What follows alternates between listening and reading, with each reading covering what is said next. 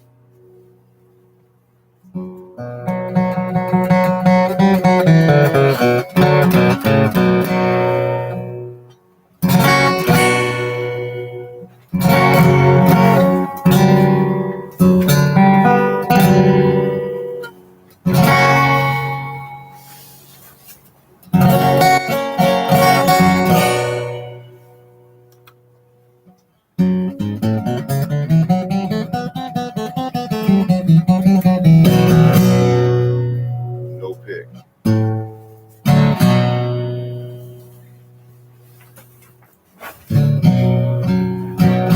Well, I got the wind blowing at my back, you know, as icy as it is, I'm still here. Even with the sun in the sky, it's still cold on the mountain, you know.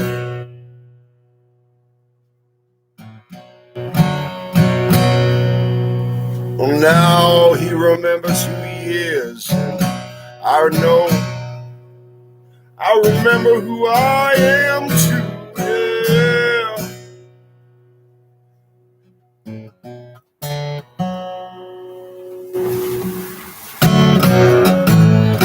Got my hounds, my friends back. Oh,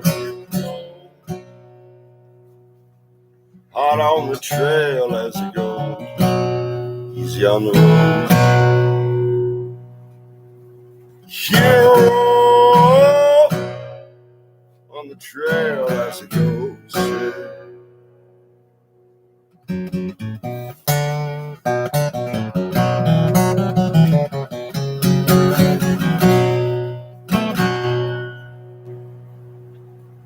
Wind blows, said, wind blows,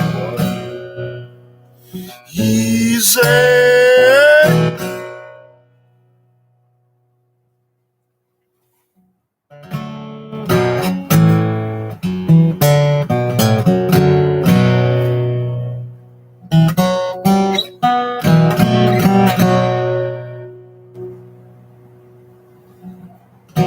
It's going straight on in, straight in, going straight on in to the Druid's Lair.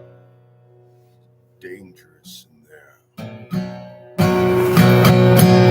It's dangerous in there. You don't know what lurks within the deep caverns of the mountain.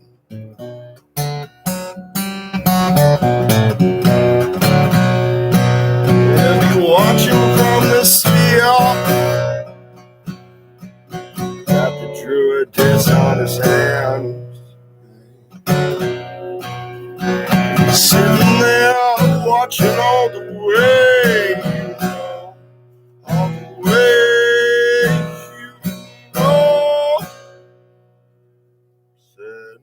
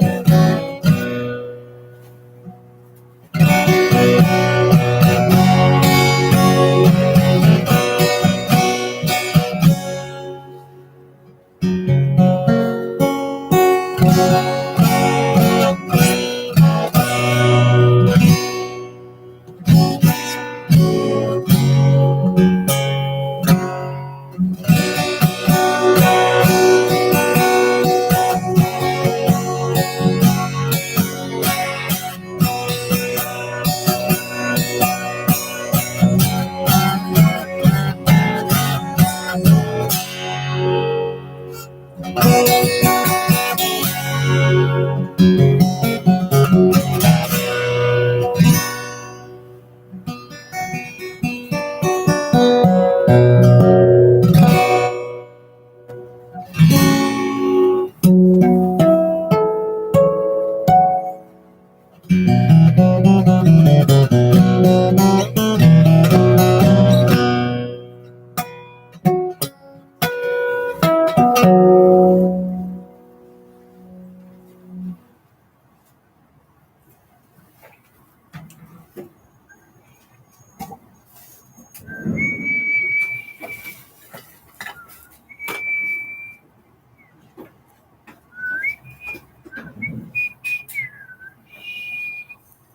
right.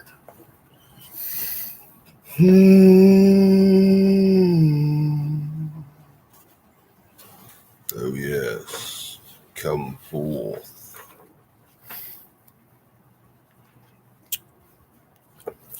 The Dark Druid by Kenneth C. Flint. Book 3 of this book. Into the Druid's Lair. Had to do it proper. Chapter 24, A Call for Help.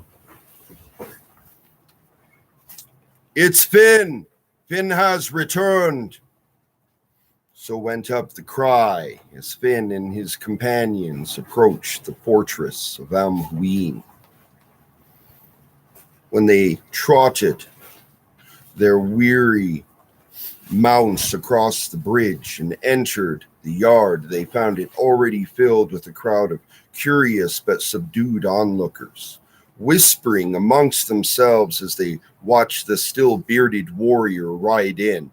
Finn and Canoe de Royal climbed down from one horse and Cowlight from the other. In a tight group, they started toward the main hall, Finn striding purposefully ahead. The Harper and the Dark Warrior glancing about them with clear dislike for what they saw. A cheerful lot, Canoe de Royal said sarcastically. Don't say I didn't give you warning, Cowlight replied. Gol MacMorna, already at the door of the main hall, now started forward to meet Finn. His greeting, characteristically for the dour man, was cordial but brief and unemotional. My welcome to you, Finn MacCombhall. I'm happy to see that you have returned alive. Are you? Finn asked with a wry smile. That question is not a fair one, Captain, Gull responded. In a matter-of-fact way, you must know by now that I have no ambitions for myself. It is only my sworn duty to the laws of Ireland that moves me. I do know, Finn said with a certain contriteness. Cowlights told me why you came. I understand the need for it, and I know your reasons were only honorable ones. Forgive me for that, for entertaining even the briefest notion of anything else.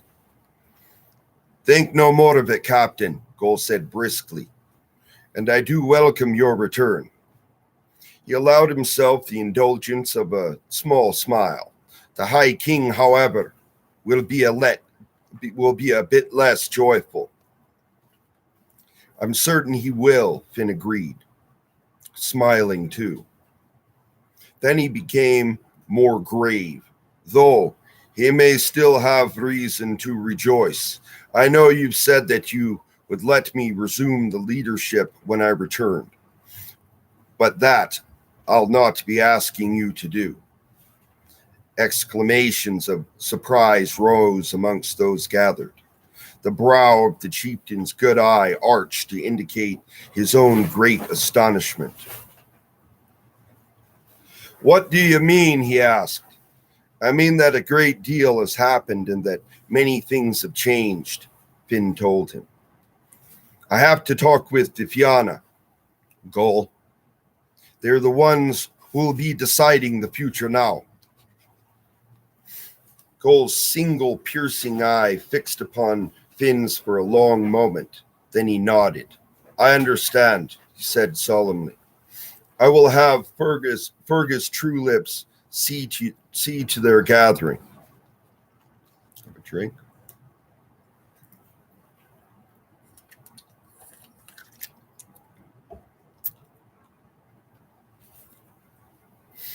His gaze ran over the rather rough condition of Finn and his companions. And what about yourselves? It seems you could use a bit of repairing. We have become a rough-appearing lot, Finn agreed, looking over his companions. Well, you can make use of your own house, Goal told him. It's been kept just as it was when you left. I've seen to that. He led the way round the main hall and to the smaller building Finn had built for Saab.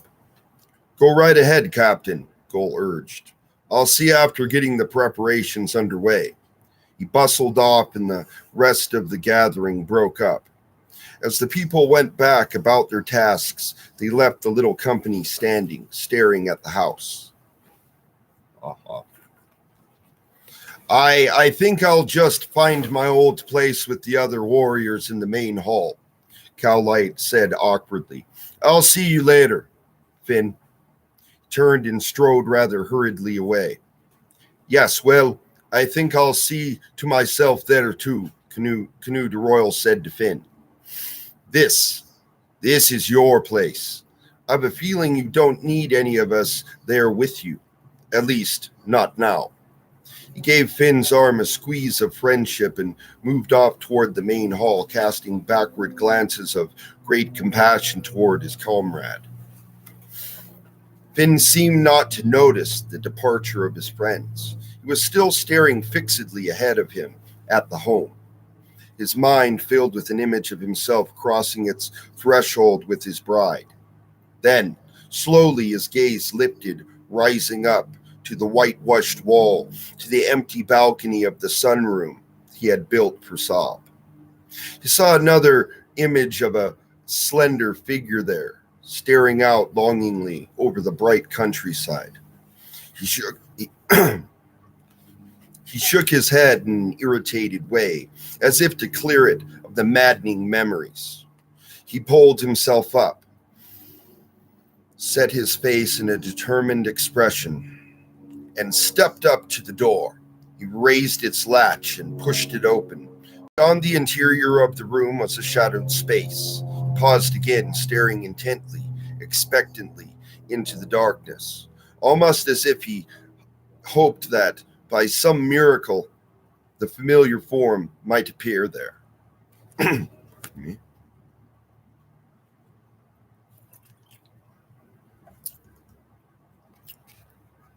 Finally, somewhat reluctantly, he stepped forward.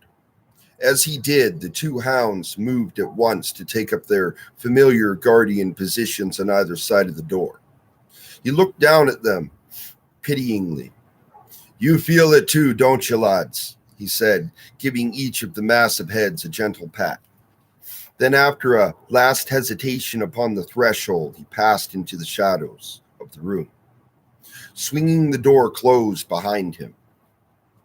The shutters swung back, letting the bright, clear morning light pour into the room. Finn leaned out over the windowsill, taking a deep breath of air. Then he turned and moved back into the room.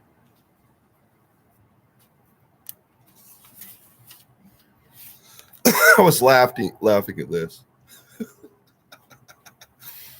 He was clean-shaven now, clad in a fresh tunic of white linen, his long, fair hair washed and tied in a single neat plait.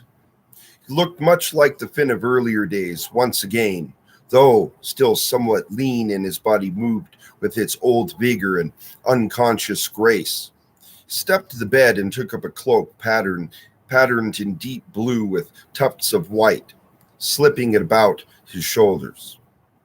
As he fastened the garment at his throat with a large crescent-shaped brooch and pin, His eyes roved about the room. It had been left as it was on Sob's last day here. The dust of the year's neglect lay upon its furnishings. So remember, he's been gone a year.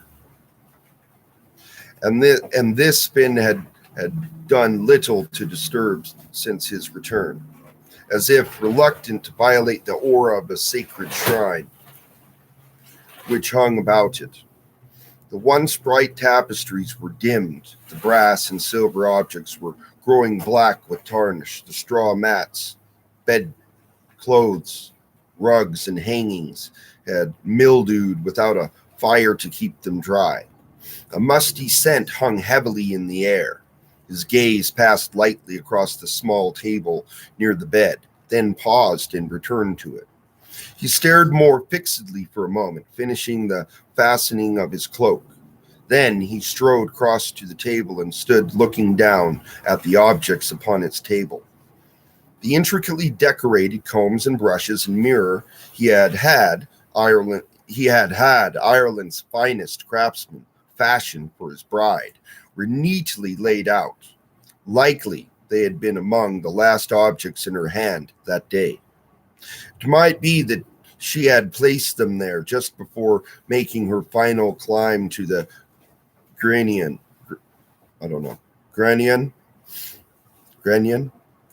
He picked up the mirror and held it, gazing at its back.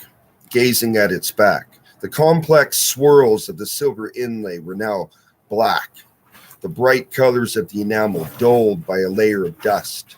He turned the mirror over. The reflecting surface, having been turned down against the tabletop, was still clean, still shiny. He looked into it. The face that stared back at him was no longer that of Finn MacCoomhall, who had so joyfully handed Sob the mirror on their wedding night. The face was leaner, harder, etched permanently now by lines of care about the mouth and eyes. The ravages of his hard and hopeless quest had marked him. They had aged him and made him grave. The carefree youth who had once gone boldly adventuring through Ireland was gone and would not come again. But his own reflection appeared to mean little to him, and he stared into the mirror. The last face that the bright circle had held had been that of Sob. And now, as he looked into its surface, it seemed as if his image faded, to be replaced by her own, wistful eyes, bright and trusting, beckoning him to her. "My love, I am sorry," he said softly, sorrowfully, but with resolve. "But you have to understand what it is that I've got to do. I have not forgotten you. Somehow I will still find you. That I promise. But this thing has to be finished first." With that, he gently laid the mirror back upon the table.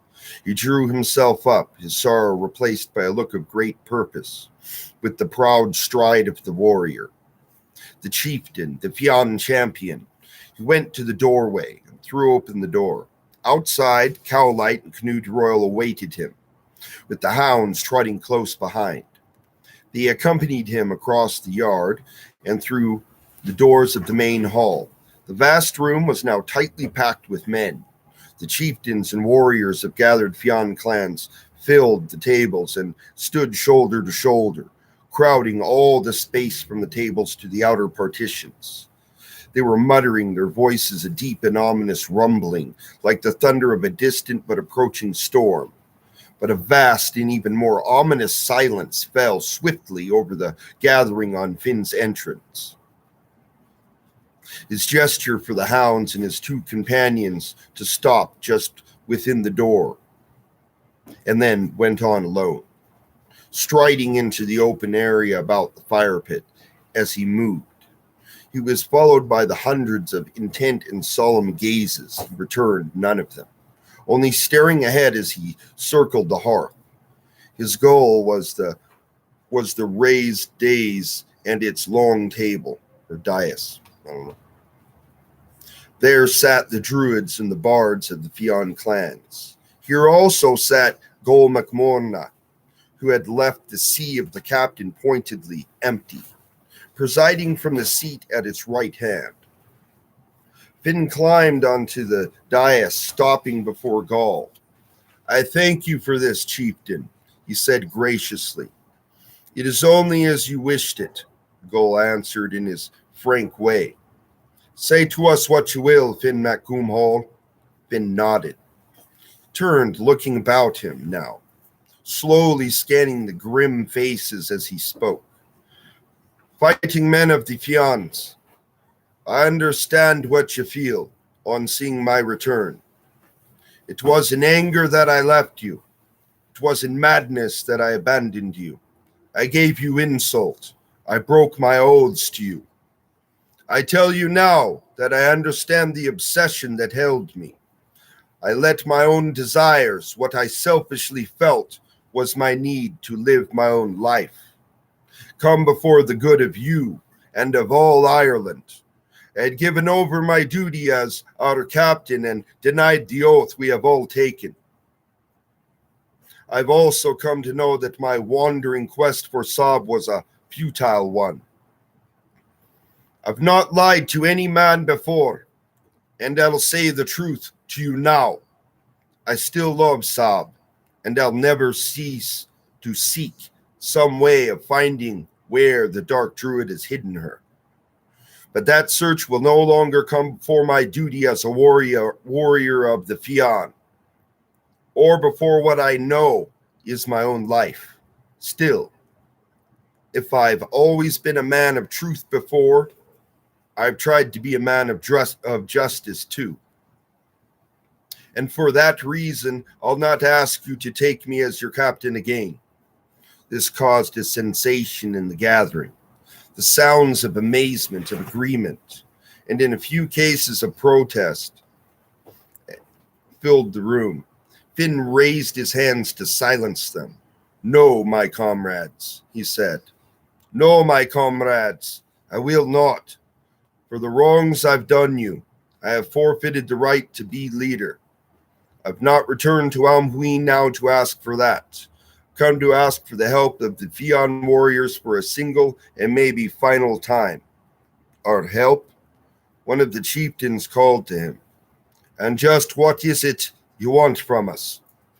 "I need your fighting skills to help me defend a family who may soon be destroyed," Finn answered. "The children of Mid-Here, they are called. For many years they have been engaged in a bitter feud with others of the Sidhe. Now there are a few of them left alive, and the whole of the Tuatha De Danann will be coming against them."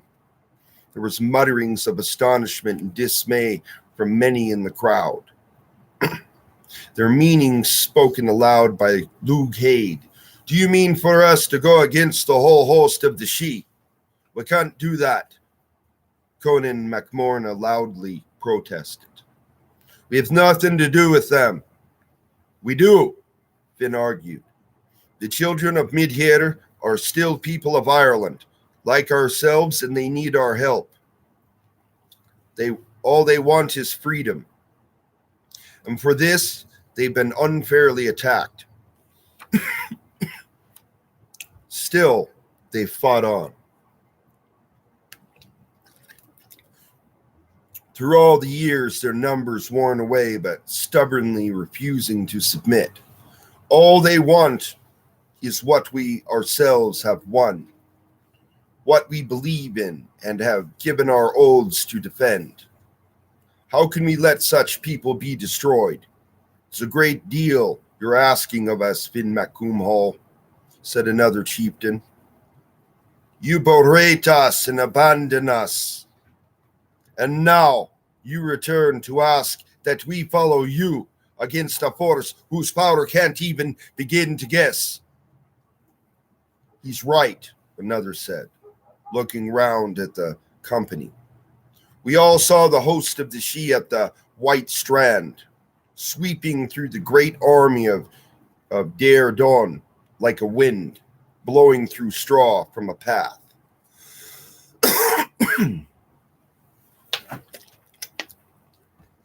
Why? No men of Ireland have dared to challenge them since the last battle of Tailtin. They were defeated then, Finn countered. Were they? Were they? One of the bards put in. Some of the tables say that it was the Daytonans who chose to quit the fight and withdraw to the hidden places, from which they might plague the mortals at their ease. And others say that their powers have grown ever greater with the passing years. He may be right, added the gray-haired druid named Kennel Skaith. Do we dare risk having the wrath of all the Sidhe falling upon ourselves? If we were destroyed, wouldn't that leave all of Ireland lying helpless before them? There were many voices of agreement raised at that. Finn looked round him in open disbelief. Can I believe what I am hearing? He said. Is this the men of the Fianna who sound so fearful? Why? It's the very size and the danger of this challenge that should bring you to accept. When I came here, I thought every man would leap to it, eager to have a chance at the greatest fight he has ever known. He had their attention now. All listened intently to his words. Think of it, he went on in impassioned tones. You're fighting men of the Fianna. Your whole life is seeking a challenge, especially a fight. You've defeated every mortal who has come against you. What worthy opponent have left to try your swords against? Isn't this the greatest challenge you've all dreamed of? Can you call yourselves Fiann warriors and not accept it? There was a murmuring of interest, of excited talk, of rising emotions as the speech of Finn had its effect. Clearly, he was appealing to many. Heads were nodding, arguments were developing. A rumbling of talk grew swiftly louder. Finn looked to Gull, impassive through all of this. And what about you, chieftain of the MacMornas? He asked. Your clan is one of the fiercest in all Ireland. Will you join me in facing the hosts of the Sidhe? I'll say nothing for my clansmen, Gull answered in his frank, reasoning way. Though the cause may be a just one, what you're asking is not for the good of those who are bound to serve. The chieftains of the Fianns have no right to lead their warriors into a choice. Each man must make it for himself, freely, and it's for us to accept whatever they decide to do. The free man? Yep. Your logic as always shows you the truth, my old friend, Finn told him. He turned and looked round him at the gathering again. He saw the mixed expressions upon the arguing men. He saw the doubts and concerns and even fears in the stalwart faces. Men of the Fianna, he told them. I said I'd not force you to do this. Gull is right. This is not for Ireland's defense or for the lords who pay us. This is for ourselves. It is for a chance to face an adversary more powerful than any we have ever known. It is for the chance to find out finally whether we can overcome the power we have so long wondered about. To face it as we face the nightmare terrors of our sleep, and by defying them, banish them for good. It is our chance to prove ourselves the equal of any force. It is our chance to help those who seek the freedom we've pledged our lives to protect. The room was absolutely silent now, all hanging on his words. They rang out with great power in the vast room, true and clear and eloquent as the song of the high bard.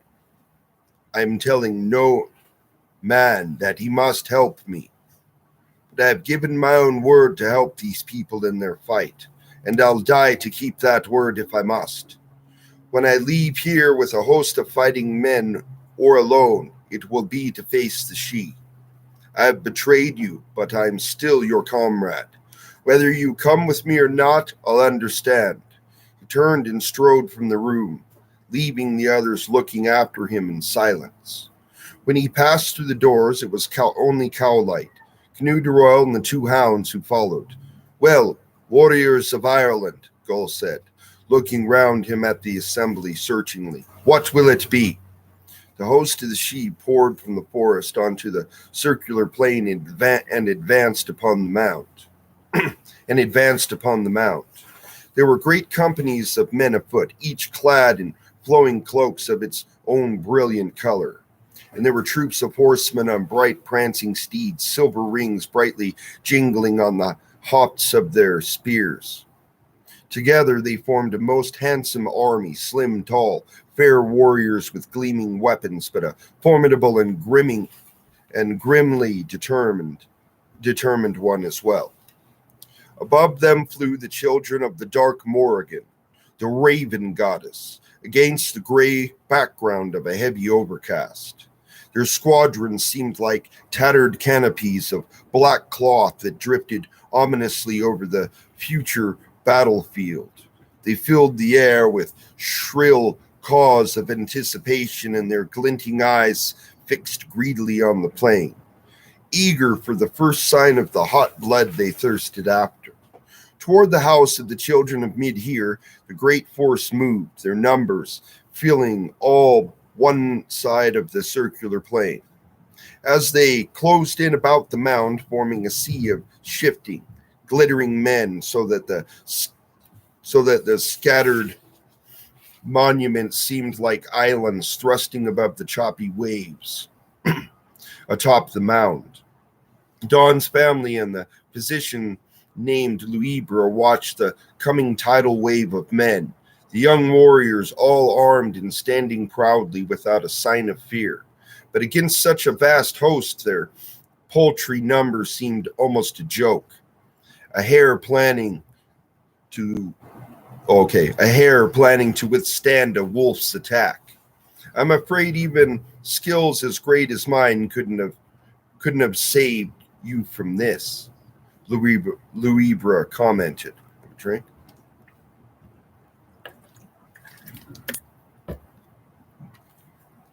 Thank Danu, you have those skills, Don said. There will be many who will have need of you today. I never thought I'd be saying this aloud, Morin told them, but I feel afraid. The healer put an arm about her shoulder in a comforting way. Be steady, my girl, he said. It's out of our hands now. When all the forces of the Tuatha De Danann had been drawn up, Bod Durg, the High King of Ireland, rode forward. With him were other kings of many Sidhe, each one resplendent in his rich dress. They pulled up their horses at the base of the mound, and Bod Durg called to those above, Well, sons of Midhere, you have forced us to bring the whole host of the Sidhe against you once more. It is a sad thing for me. I hoped we might be saved more bloodshed. I hoped that you might come to give up your foolish rebellion. Now that cannot be. Where is your mortal? Lair demanded, riding up beside the king. He is the one I have come to face. Let us see him. The figure that had up to this point been concealed behind Dawn's brothers now moved to the front, revealing himself as Finn Mac Coom Hall. But the warrior who now stepped into the open was a far different looking man from the one who had faced Lair before. Now he was clean shaven, his fair hair washed and bound with and shining brightly even in the gloom.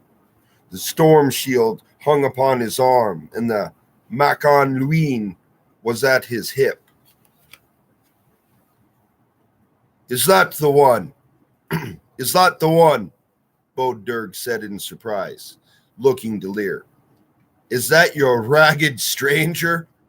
Lair was clearly nonplussed. He considered Finn carefully, then he nodded. Aye, that's the one.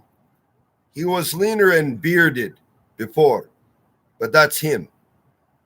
Then you are a fool, Lair, the king of the She said. The man who stands there is no simple mortal. He is Finn MacCoomhall, captain of the Fianna. What? Said Lair in shock. And there were murmurs of surprise from those around them. He is, Bodurg said. He has the Daedanon blood from his mother, Muirin, granddaughter to your own past king. It's his right to the kingship. The weapons he carries now he took from our king of the country of fair men when none of our own champions could win them. Well, it's of no matter who he is, Lair said, managing to recover his blustering way. If he's as powerful as you say, then his joining these rebels only makes things the more serious. I want my satisfaction. Very well, Bodurg said unhappily. He looked up to the captain, Finn MacCoomhall. Will you pay Logonect to Lair and withdraw your help from the Sons of Mid here? Will my doing so mean that they will be left in peace? Finn asked. It will not, Bodurg told him with regret. One way or another, their rebellion must be ended. Then I will not give honor price to Lair, for all my actions against him were fair ones. He fixed the chieftain with a hard stare, as he well knows. It is his dealings and your own with the mid-heres that have been unjust. We have only done what was needed to end their rebellion, the She chieftain protested. I have heard that the leader of the Tuatha De Danann was a man of fairness and honor, Finn said. Do you really mean to use all of your might to crush this tiny band of valiant people? They've given me no other choice, Bodurg said heavily. They've given me no other choice. Then I must stop you, Finn said grimly. You are a brave man, Finn MacCoomhall, the High King said. But can you think to withstand the She alone? Not quite, Finn said, turned his cowlight, moved from behind the Sons to hand him a long, curved horn made of beaten bronze. He put it to his lips. It gave forth a long, low, single note that carried over the plain, echoing away. And then from beyond the forest to the south, there came a rumbling, a surging mass spilled out onto the plain. It was the warriors of the Fionn companies moving forward behind the Bashin and McMorna warriors, the silken banners of the many clans fluttering above.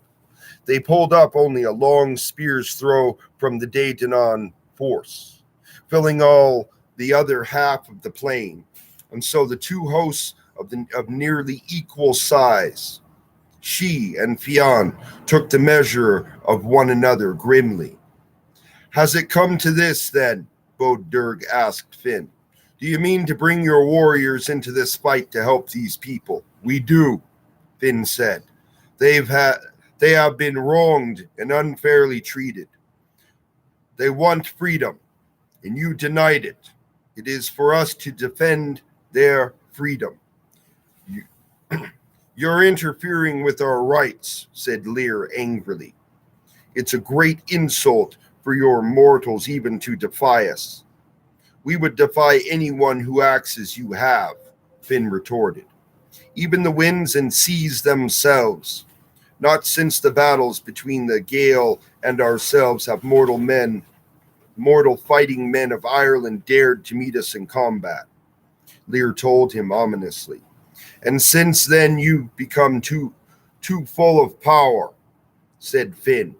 And since then you've become too full of power, too arrogant, too proud of yourselves, and contemptuous of us. Most mortals have come to fear you or worship you as gods. But we do neither. We are the Fianna. You risk much here, Finn MacCoomhole warned Bodurg. So do you, Finn answered. Back away now, for we will not. You know that we cannot back away, the High King of the Sidhe replied. This is now more than the freedom of the sons of Midhir. It is the honor of us both at stake here. Do what you must, said Finn. But don't think we'll be disheartened or beaten by your magic. The swords and spears and spirits of our good fighting men will withstand it. We will not use our powers against you, Bodurg said in indignation. We are a fair people, no matter what you feel, and our fighting men are a match for your own, without magic helping them. He turned toward a shining company of silver-cloaked men massed close behind him. Withdraw, Druids, he told them. Raise no spell of rain or darkness, or blood or wind, to confound the warriors of the Fianna. He looked about him as at his assembled kings. This will be a test only of ourselves. He gave Lair an especially hard glare. Is that understood? Aye, it is, my king, Lair said, but with somewhat less enthusiasm than he'd evidenced before. Very well, then, Bodurg said to Finn. Perhaps the time has come to see who holds the greatest power in Ireland. Likely the fates would have brought it upon us one day. Finn agreed. Then make me ready.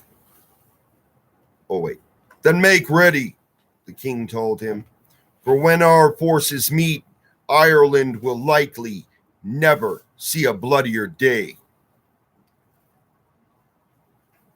It's the end of chapter 24.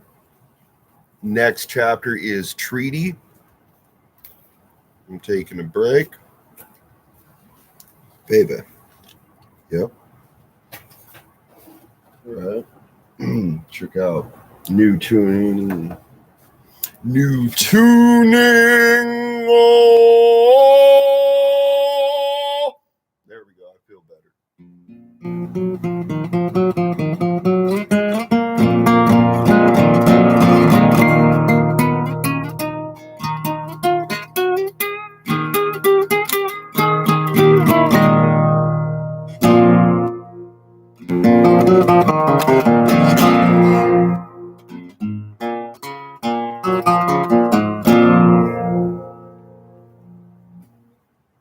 Patriot calls, baby. Don't drop everything. Too many things. I'll have like 10 instruments, right? Just spin in a circle. Pick one. Wherever I land. You think I'm joking. I am and I'm not.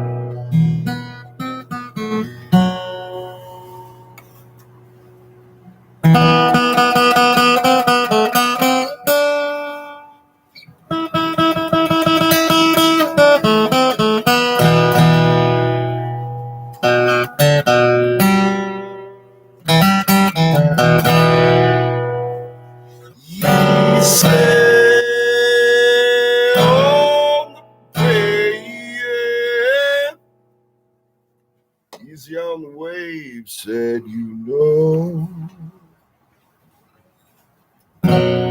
Easy on the wave.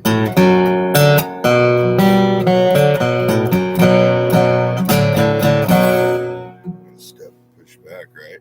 get loud. Just in case. Just in case.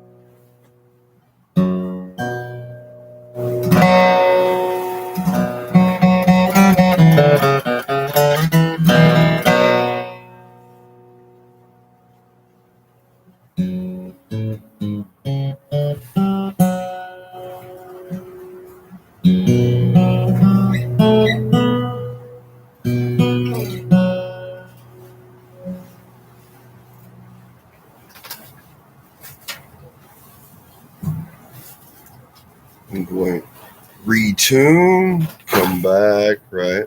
It's the warm up, baby. What should I do? I know.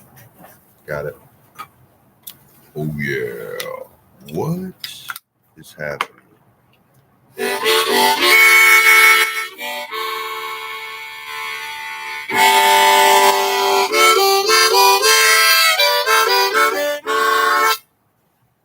Whatever.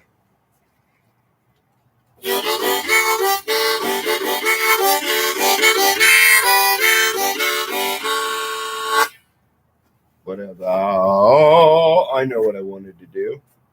This is a kind of get this whole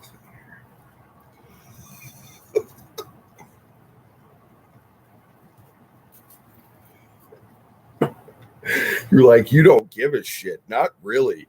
I mean, I do to a point, you know, but it's like, why be so uptight about reality, right? Like, seriously.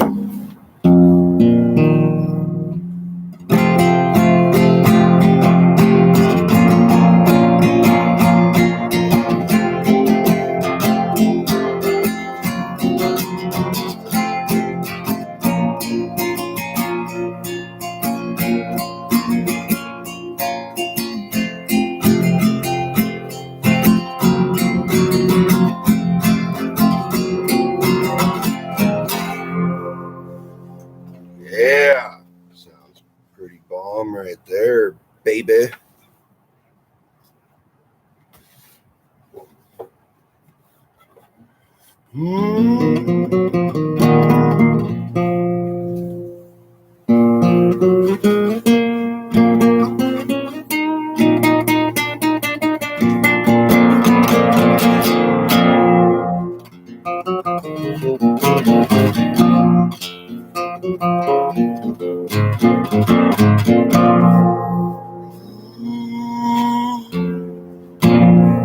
When long to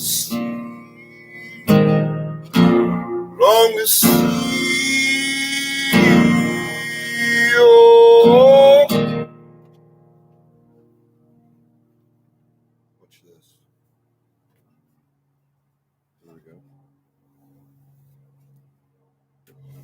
What happened? Shit. Did a magic trick, I guess, behind my guitar.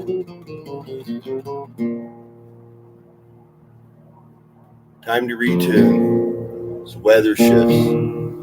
Set your strings.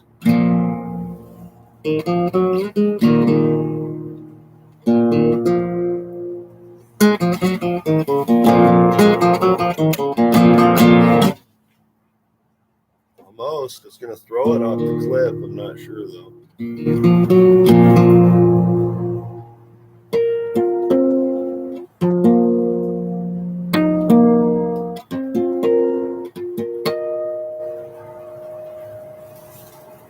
Thank you very much.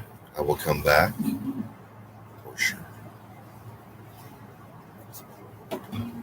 Unless the mothership comes for me. Now, if the mothership comes for me, I can't promise anything. I'm sorry.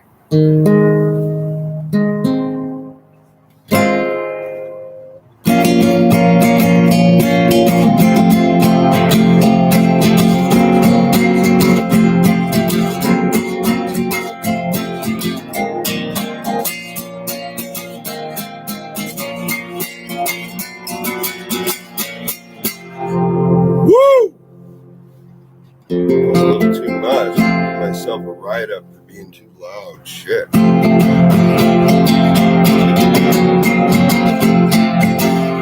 Ooh.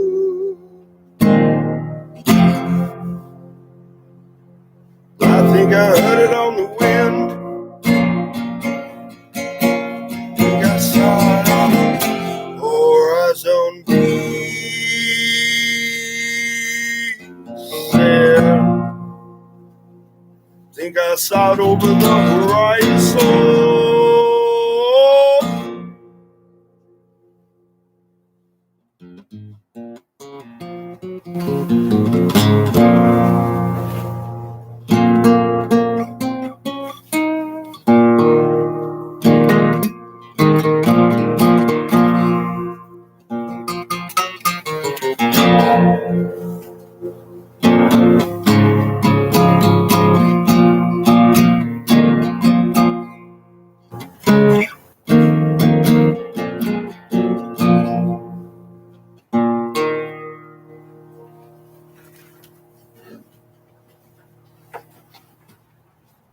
Hold your guitar up. What are you doing? I will.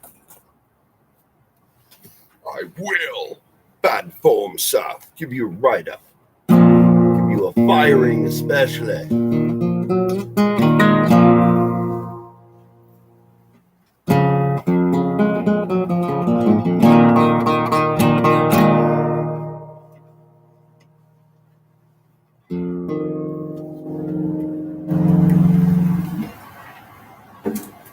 Fix it.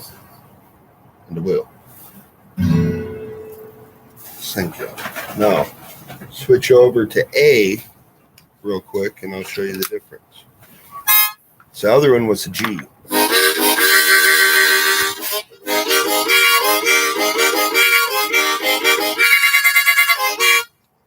Calm down.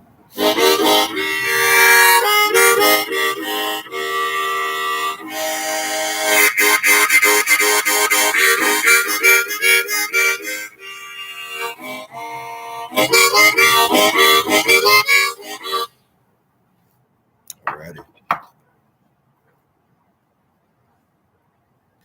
It is coming. I know. The Dark Druid will be defeated by Finn McCoomhole. Victory is at hand. Io Soko.